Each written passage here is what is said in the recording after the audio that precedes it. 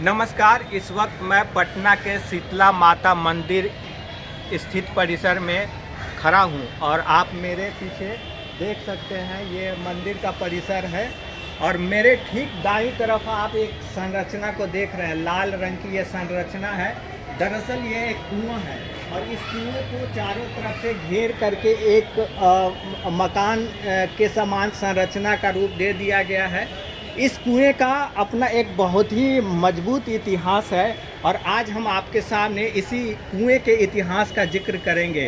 दरअसल बौद्ध धर्म ग्रंथ महावंश में इस बात की जानकारी मिलती है कि मगध साम्राज्य के गद्दी पर बैठने से पहले सम्राट अशोक को अपने भाइयों के साथ एक उत्तराधिकार का युद्ध लड़ना पड़ा था। इस उत्तराधिकार के युद्ध में अशोक ने अपने 99 भाइयों को पराजित किया और कत्ल कर दिया।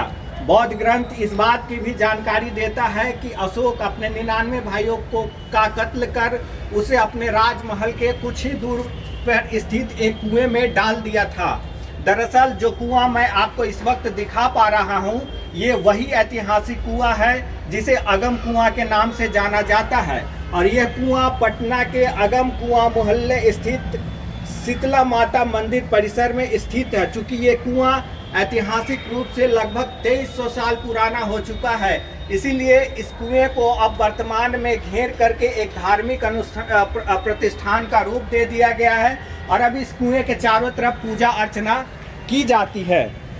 हालांकि इतिहासकारों का एक दूसरा वर्ग है जो बौद्ध ग्रंथ के इस विवरण से सहमत नहीं है और उनका कहना है कि बौद्धों ने अपने धार्मिक मूल्य मान्यताओं को आम जनता के नज़र में ऊंचा दिखाने के लिए अशोक की एक ऐसी छवि गढ़ी, क्योंकि इतिहास इस बात का उल्लेख करता है कि गद्दी पर बैठने के कुछ ही दिन बाद अशोक ने बौद्ध धर्म को अपना लिया था।